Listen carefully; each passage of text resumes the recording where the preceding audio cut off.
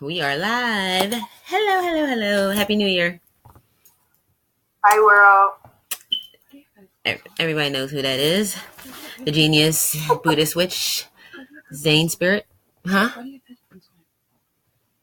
So, once again, in the middle of my video, this is the beginning now. My child goes to ask me, why do I have headphones on?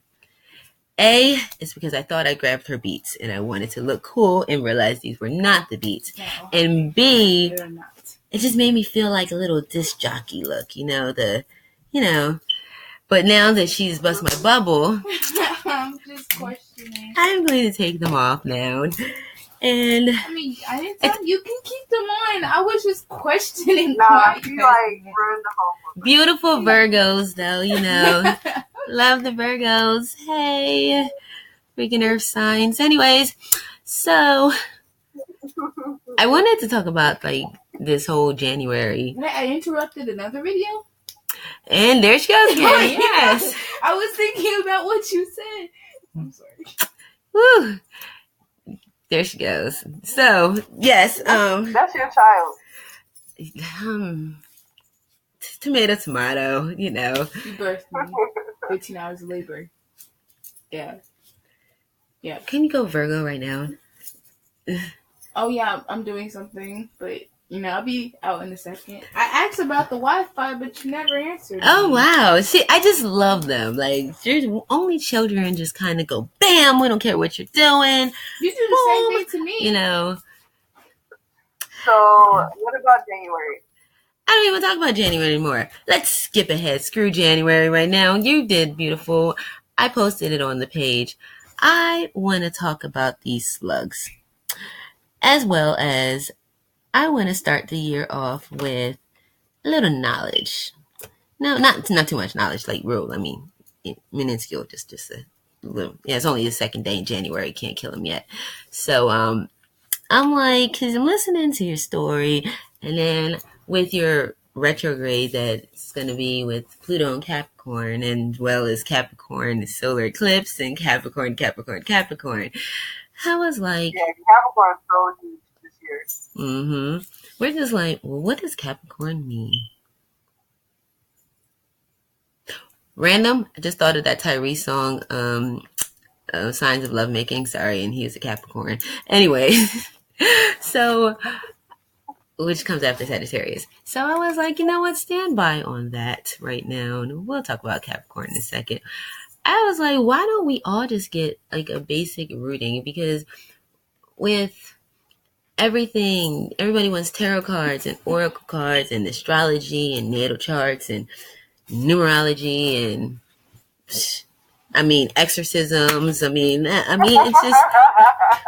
just hey, not everybody is looking for an exorcism. At this point, you don't know what you're gonna get hit with, and everybody is natural and vegan and so. It's the age of Aquarius. Anyways, so I said, you know what? Let's go back to the roots of things, because I get a lot of people asking me crazy things, like natal charts and elements and all the good stuff. So I said, let's start here. Wait, let's even go more rudimentary than that. Let's see. This one? I got so many. Oh, nope, that's too high tech. Nope, don't. Everybody close your eyes. Don't look. That's not bad. This is pretty interesting. So, elements. Zane Spirit, what are elements? You have earth, air, fire, and water. Earth, wind, and fire. Yes, that is such a good group. And I actually was listening to them today. I actually was listening to Prince. I thought about you. Oh, I heard some of that too. So you got your earth, wind, fire, and water. Water. Anyways, then you got your modalities. You got your normal modalities, which is your cardinal, fixed, and mutable. And then you have your asterisks, key, red, whatever, caps locks. This is not offending anybody's sexuality, okay? But there's masculine and feminine signs. That means nothing towards who you love. Love is love. Okay? I put that out there, disclaimer. So anyways, no, they have masculine and feminine. And that's basically not, oh, it's a girl sign and a boy sign, but the energy that it vibrates is more masculine or a heavier vibration compared to that, as well as the feminine and the love and the softness and this perfume and whatever. So basically, those translate in tarot, numerology, chakras, astrology. Let's see, everything. Herbs, because I'm in the middle of building oils. Yes, everything. You turn back around, you're like, OMG. So it was like, why don't we start there? Basic. Now I have this wonderful chart here. I gotta find it. I wish I could see it. Oh, you can't see my screen? Okay. Oh, wait. Maybe. What about this? Hold on. Okay, now I can see. Oh, I forgot to hit screen share. My bad. Those are aspects. Here's a good one. So, this is a natal chart or astrology chart, or this is just a chart. This right here, my loves, are... Can you see my mouse moving? Uh-huh. That is the... the line. That line just went right through me. I see. Yes, but it's the line. The name is called.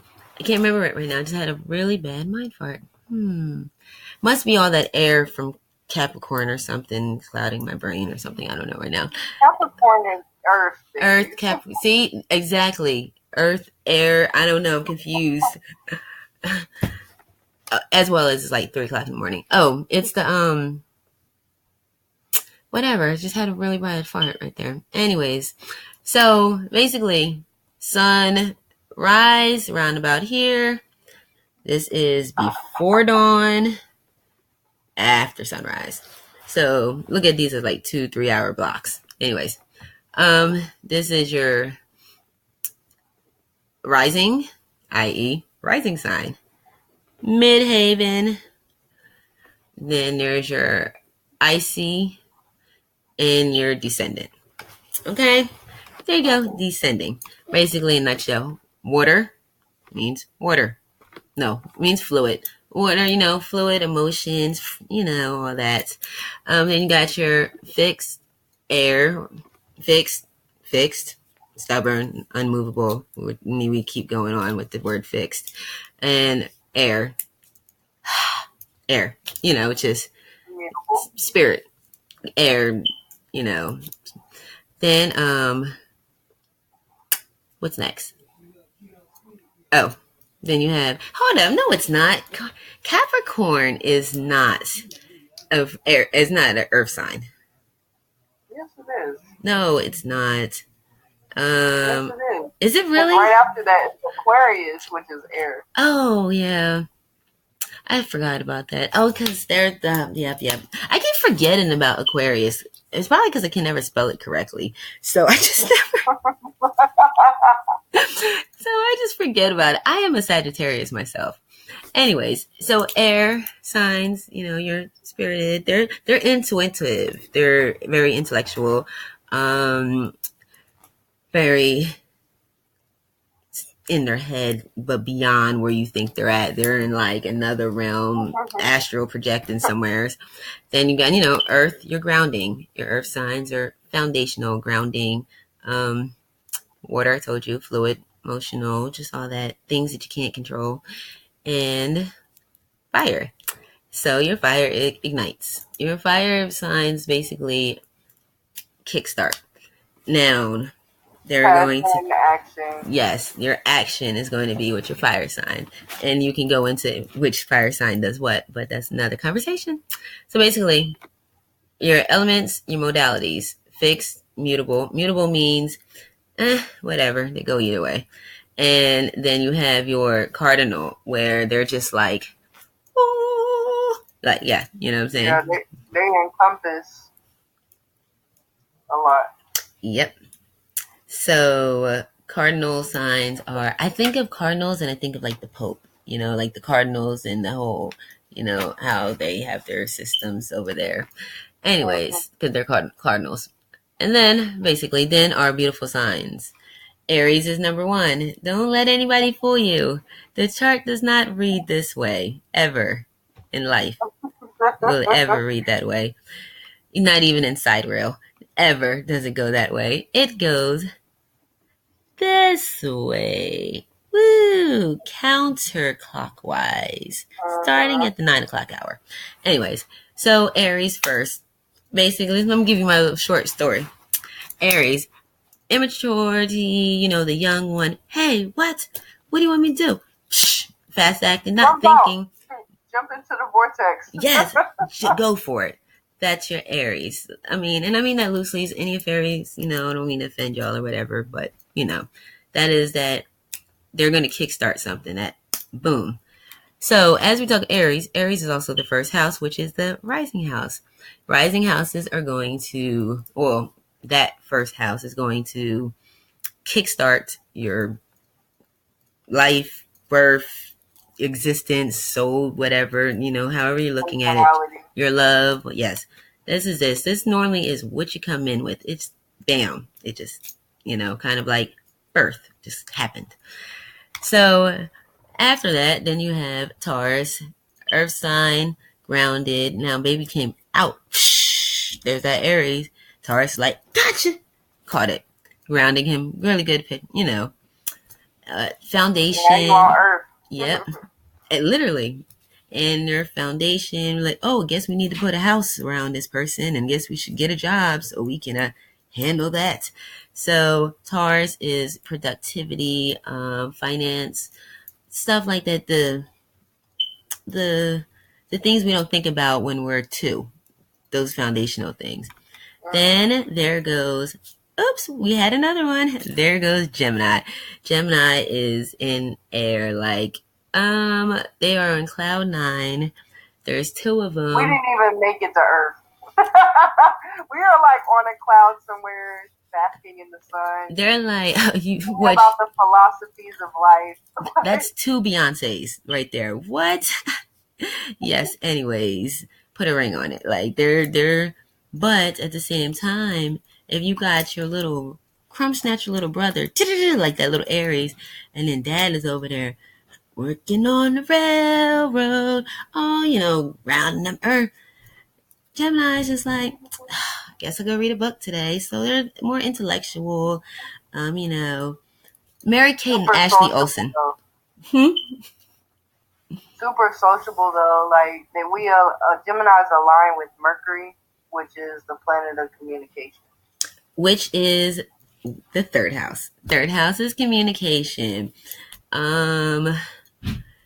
It's going to be whatever form of communication, as well as connection, initial connections and stuff like that. Then we go into the 4th house. 4th house is like, oh God, dad's been working like crazy. Little brother's running around. The sisters are upstairs reading their books again. What the hell is mom thinking? Mom then called in reinforcement. She done called auntie and grandma. She got that old school. But back in my day, the kids ain't too. Yes, there comes your Cancer. Cancer. You got that nurturing. Like, what? Now, think of 4th house as just like that. Your grandmas, your aunties. It's what your family influences around you. Not per se your immediate, but your ancestral. What's she telling you? Back in my day, we ain't doing like that. You should listen to her. This is stuff that is, they're trying to help you. That is what your 4th house is. And then we come to the 2nd angle house. So we rose right here. Now we're at an angle. Angular houses. No, I'll go back into that later. Anyways, so 4th Cancer, they're nurturing, they're all Don't, you gotta save little Jimmy. Come on now. Like all emotional and stuff. Then here comes fifth house. Beautiful fifth house of Leo. Expression. Creativity. Is your flamboyance. Leo is where your gifts that you have, your innate gifts, how you use them is what's going to be shown in your fifth house. Like how do you use it to create and to engage people and stuff like that. So artists, you'll see a lot, musicians, all that stuff, actors, they're all in like your fifth house. Fifth house is also like your first kid is in there too. But Leo is sunshiny, like bam, whoa. It's personality. It's the sun and the sun, basically. Go into Leo incarnations and stuff later on. It's a fire sign. So you gonna see him. You gonna know that they walked into the building. What? We here. You love your Leos. But they're fixed. Nuh-uh. I'm right. You're wrong. What? No. I'm right. No. I know everything. Or I think I know everything. Or I don't know anything, but I'm going to make it seem like you don't know what you're talking about, and I know what I'm talking about. That is your fixed fire Leo. But you need them because the evolution of Leo from ego is confidence, and confidence is not a bad thing. It's the knowing of like shining into your soul. Mm-hmm. Like living your truth in full expression. Mm-hmm. So it's actually so you can see a soul-led person with some Leo in their chart, and I'm like, well, you need to believe in yourself. Channel that. By the way, most Leos don't believe in themselves. I don't understand that. But anyways. So then there's my beautiful daughter, Virgo, Earth mutable. They're wonderful spirits. They are, oh my gosh, I got to get a 4.0 right now. Like, okay, I'm going to study everything I got. They're like the perfectionists. They were going to keep going and going and going until they get it right. But they also harness and hold a lot of stuff in. They're not going to tell you that you hurt them or you felt this way or that way. They're just going to hold it inside and like a little volcano, like, ooh, the earth is rumbling. And then they're going to give you the one of their major things is like learning to encompass what real love is. Mm-hmm. Mm. Like being able to love themselves and let that pour over into other people without there being that holding in or grudge or feeling like they're incapable of being loved because they're the perfectionists. So they feel like they're not worthy a lot of times. As well as they're logical. They do a lot of black and white logic. So love is... They don't believe in all that love shit for the most part. But that's the biggest trial and tribulation for them. Mm-hmm. So, back on Earth again. Then, we are at 7. Libra. Libra. Is it going to be this or is it going to be that? Or is it going to be, I know the truth because I have the gift of discernment. Your Libra,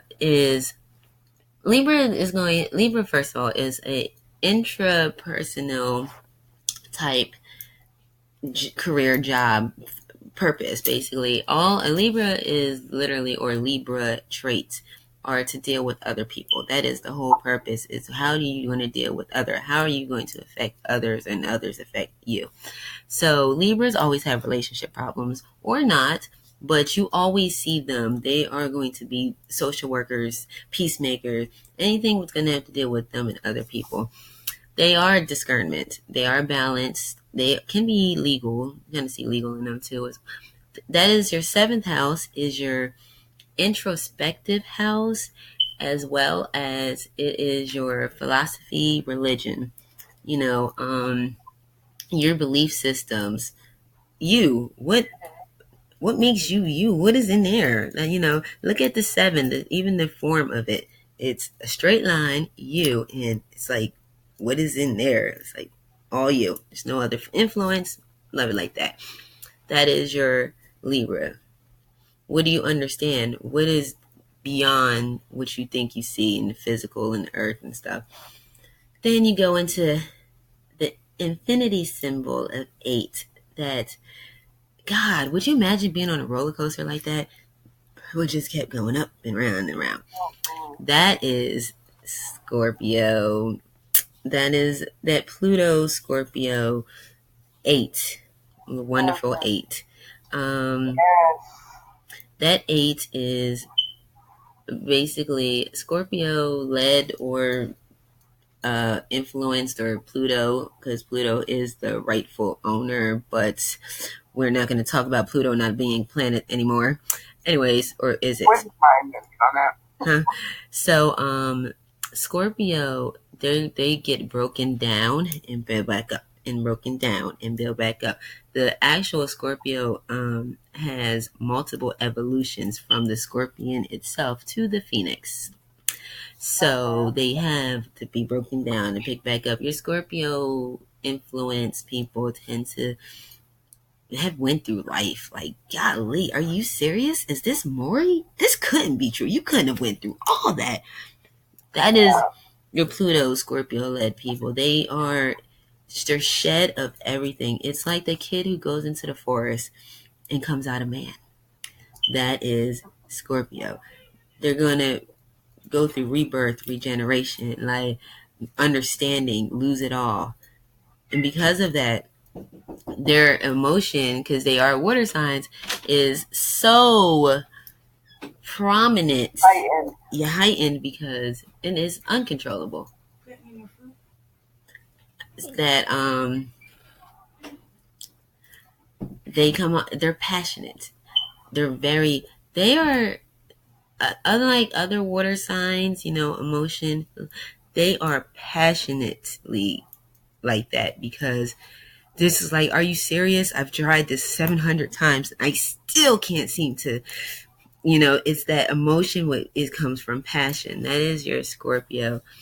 And you can imagine if a person has been, broke down over and over again, they're going to have a lot of that pent up energy. It's gonna be the driving force of everything they do.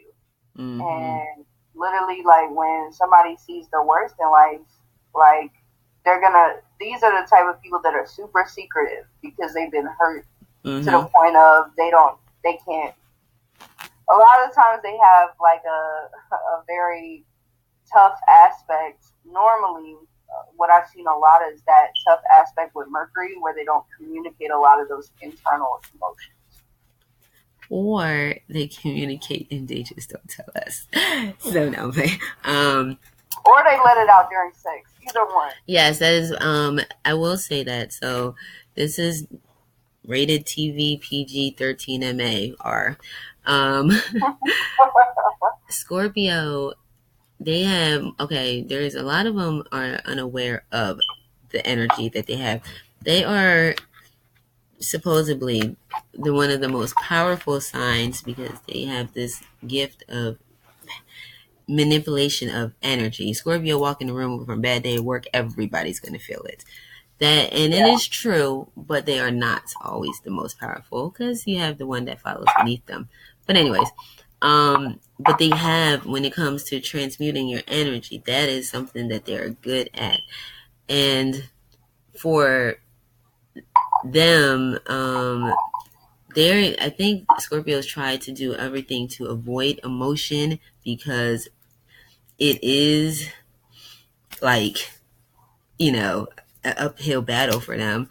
You notice they channel it a lot in sex. That is, what way can you exuberate so much energy, and especially we can go into Venus goddess star Vivian, Buddhist witch seminar when she goes into the yoni. Golly, that you need to do that. You need to talk about the female. Yeah, I think that's going to be my second one. Yes.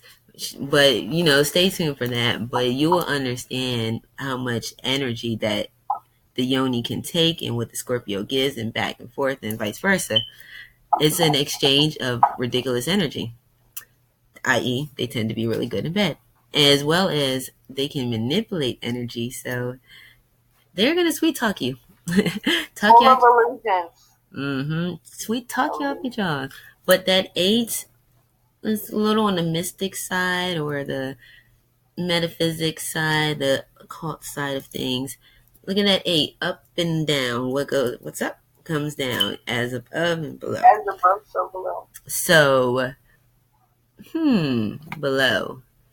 Scorpio breaking down. If you want to go literal, that breaking down, that death, that a lot of them can when you've been through hell, you kind of see hell, should I say. Like, let's say it loosely.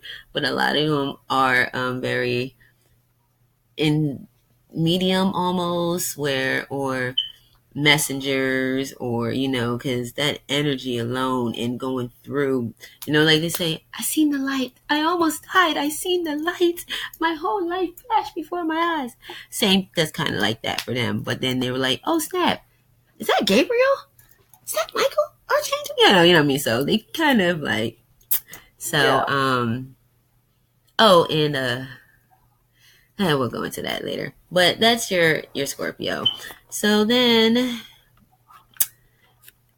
9. nope. Then there is Ophiuchus, and that's not gonna be. No, really. Little insert. Ophiuchus is like last a little bit after the 26th, I want to say, of November to like the 18th or 19th of December. It's this little sign here. It's where the black hole is. Ooh, where basically he was not 30. There was not 30 degrees of it, so it could not be a constellation. And why we don't deal with him. But the energy that comes from that area, and if you ever have time to go into astrology, there's a lot of stuff that comes out of that area right there. Galaxy center, i.e. Like the silver and golden gates, like the portals. Like I said, 26 degrees Sagittarius is there's just a whole lot of different things that comes out of that area. But what came out of it was this guy who was like, oh my God, this is the gift of immortality. Wow, this is what it is. What? Kill him now, stone him. Shh. And you would never tell anybody else. So they said, nope, he knows too much. X-nay with him. And we put him on a caduce. And the caduce is, okay, wait, that can go two ways. There's two, yes, I know there's two scepters and everything, but in a nutshell, the caduce is the sign for EMS or medical with the snake, the serpent wrapped around. That is basically the caduce. That is the sign of Ophiuchus because he was a healer. And gets out of that. Then you go into Sagittarius. Sagittarius is not Shirion. Sagittarius is not Pegasus. I hate when people do none of those. Sagittarius is the lost child who can't stop learning because they're too afraid to test out and go into Capricorn. So no. And it really is. That is actually that's one of the downfalls in the Sagittarius incarnation, where we're like too afraid. So we keep, i.e., like me, I haven't tested out of school to get my degree yet because I'm too afraid. But she's working on it. Yeah, I've been working on it. I'm working in it, the field, by all means. I just refuse to, I can't do tests. But that's Sagittarius. They're knowledge seekers. They're your prophets. They know. If you look at it in a chronological order, they are literally the last sign before the bridge into Capricorn, the soul-led person. So, of course they're the prophet. They can see that shit. Sorry, excuse the French, but that's the last thing they're seeing. They see it all. That is Sag. They have to make sure that you're eligible, like worthy to go over the bridge, basically. Like they're the most critical of who goes over. Your teachers, your guides, your sages, all of that. You're gonna find like a lot of your geniuses. Yes, Sagittarius is a sign of the genius. I've already had a conversation with my poor Vivian over here about all the famous Sagittariuses. So it is, but it's a thin line between genius and crazy. So there goes Sag. And then after they've already went through hell in 8 with Scorpio. They've already been judged themselves, judged everybody else when they were going through the Libra. They've already studied and crammed in Virgo. They've already partied their life away in Leo. You know, the grandma done wiped off their little cheeks in Cancer. You know, Sag is like, you know what? Whew, I made it this far. Scratch that. Let's go. We are going here and there and there. I don't care. We are very... The travelers, spontaneous. We don't hold grudges because we don't care, because we can't remember. Who knows? I don't know. Can't remember. They are all of that. Then you go into Capricorn and it's like, oh, well, they didn't tell us when we finished college this is what it's going to be like. This is the real world now. This is your soul led. They tend to be authoritative, really good leaders. Yeah, they are earthly. Very... a lot of your generals, soldiers, stuff like that, they're very firm. Well, because if you went across the bridge and you went to the upper room, the movie Life. So you went up there, you would kind of know a lot. And then they're like, oh my God, this is boring. So then they come back down and help us earthlings. A lot of Capricorns are like mercenaries. They come back down like to help us common folk trying to, all right, let's wake up your kundalini, you know, let's wake it up. Come on, let's activate them chakras. So Capricorns are like, I've been doing this for how many eons and stuff, and y'all still ain't got this yet. This is the age of who? You got that. So little, God, why you look so grumpy all the time? They're all about the mission. I mean, I would be too if I was a mercenary. I would too if I was a mercenary. Now where we at? Wait. Oh, Aquarius. Pisces. No, Aquarius. 11th house. Yep. So your 10th house. All right, now, what you got? Come on, you already went through basic training, went through this. Show me what you got. That is at 10th house. Your soul's gonna shine. Show what you learn. 10th. 11th house. Woo, we passed that test. Girl, let's go out to Dave and Buster's after. That's your Aquarius, like, whew, Uranus. That free spirit, that change, constantly change. Yes, they're the revolutionary. They're like, all right, we're about to change this whole standardized testing. That was for the birds, okay? Let's do something different. What? Hold up. We in the middle of the testing. Because so as you know, it's not going to feel comfortable for everybody. It's a lot of Uranus. How do you pronounce it? Is it tomato, Uranus? Basically, it's that uncomfortable change. That is the flower childs. That is the every other major revolution that we probably had. Liberation. That is all Aquarius. Then after all that, Freedom. Yes, freedom. I would be too if I've been in like going through scrutiny for 11 houses. Oof. Yeah. Then you get to your 12th, and it's like, oh, so that means your 11th house is basically, what do you leave? Were you the revolutionary? Did you make a change? Did you make an impact? What is your legacy? It's like a reflection period. Then your 12th house, where it's Pisces, and Pisces is like, dude, we done went through all this. I know every trick to the trade. I speak all the languages. I know all the jobs. Like, yo, bunk this. I ain't even here. I don't even want to come to school today. Like, scratch that. Set up my iRobot account to do my homework or something, and they're gone. They're your mystics. They are like space traveled. They're as well as they're tend to be old souls and experienced a little bit because it's kind of like everybody else is kind of, they picked up from everything else. They encompass all of the zodiacs. Mm-hmm. They're on a higher level too. Like, I mean, you can only go up. So they kept going up, i.e., why they're like, you know what? We're just gonna have a intuitive conversation about the people down there, and it's gonna be telepathic and stuff, and that is all. They don't want to be here, kind of like it's just like they zone otherwhere. So your Pisces are your dreamers, or they're like older brothers and sisters, been there, done that. So they play tricks. Your what's the word? Neptune, that illusion, all of that. That is all in your Pisces. And they're water signs, so they're heavyweighers. Ooh. It's all a dream state for them. Mm-hmm. They're just like, what? What was yesterday? Who cares? But don't let Pisces fool you, because they are way more than they feel. So then, that was it. That was your 12 houses in a nutshell, kind of, sort of, and a little bit about your signs.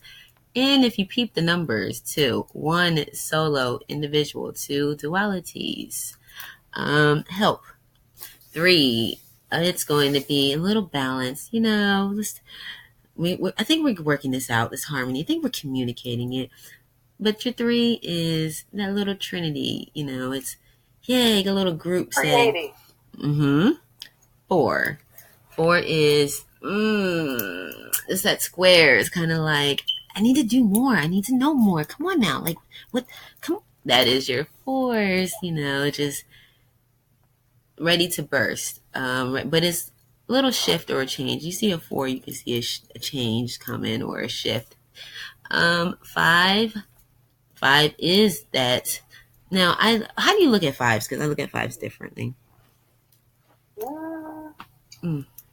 Depends on the context, really, but just at 5s in general, it's kind of like that. I look at it as like an expression of breaking out of that square, like kind of like a more freedom type of expression, but still like learning how you're going to do it. Okay, and you brought up a good point. It depends on the context. I love numbers. I should have been like a number specialist or something. I love numerologies and numbers beyond the placement, because you'll start the number as a whole when change doesn't change. And if you know the root of the number, you'll be fine. For me, 5s are, oops, I should have listened to mom. Darn. Yeah, I shouldn't have followed that friend. 5 is, you have your 2 pillars and then your 1 on the top. So it's, to me, 5 can be illusion. 5 can be that bad crowd in school when you tried to follow that one. 5 is like, I thought that was the right one, but you went that way. But there's always a right, but we don't ever feel it all the time, like, come on. Oh, child, I'm shining the light on you. But we too busy like, nah, that one looks better. The 2 pillars. So 5 for me tends to be change, like the actual changing motion, but the wrong change. You see a lot of 5s, quincunxes, and quintiles and all that in people's chart. You gotta realize they gotta learn. Something they gotta learn. They're the wrong path. As well as the Hierophant in tarot falls under the 5, which is the Hierophant is like the home life. Like he was like the Pope or the teacher or the scholar. Really? You ain't listen to him. See, I told them young ones just to listen to me. They don't ever listen. So you look at 5 kind of like, oops, what am I about to do wrong? Or what's happening? Then 6 is beauty, or in your 6 in the tree of life, it's Tebereth, I want to say. It is the last spots before you go through death into the soul-led person, i.e., Virgo. 6. That I'm gotta pass that test before I go into Libra, and I make sure I can hold my own. That is at 6. They kind of, sixes are, things are good, but something's about to shift. But it is like tranquil almost. You know what I mean? It's like, so I don't understand how people get 666 is a bad thing. But anyways, sixes are not bad at all. I know 6 is a really good harmonic. It's the point where you understand. It's that understanding. Okay. It meets everything kind of in the middle. Mm-hmm. 7. Got on your 6 boat. You just imagine you're sitting in the 6 boat, going through a little river. Then you're 7. Oh my God, I am an ugly person inside. I'm only joking. No, that's your introspection. You're 7. You're spiritual. It's all of that goes on in 7. 8. Down the waterfall you go. Back up again. Down the waterfall go. You still can't swim. Get back up. Can't go back up. That's the 8. That is it is built, but it's broken down. How strong is that foundation? I don't know. And you're going to keep building a foundation until it stands the test of time. Mm-hmm. Yep, that's your 8. 9 is, oh my goodness, I finally got the master recipe. This is how it's made. That's your 9. Your 9, but 9 leads to 10. So is 9 completion? 9, or is 10 completion? Or is 10 really broken down to 1 and it starts all over again? So it's kind of like, do you go from 9 to 11 then?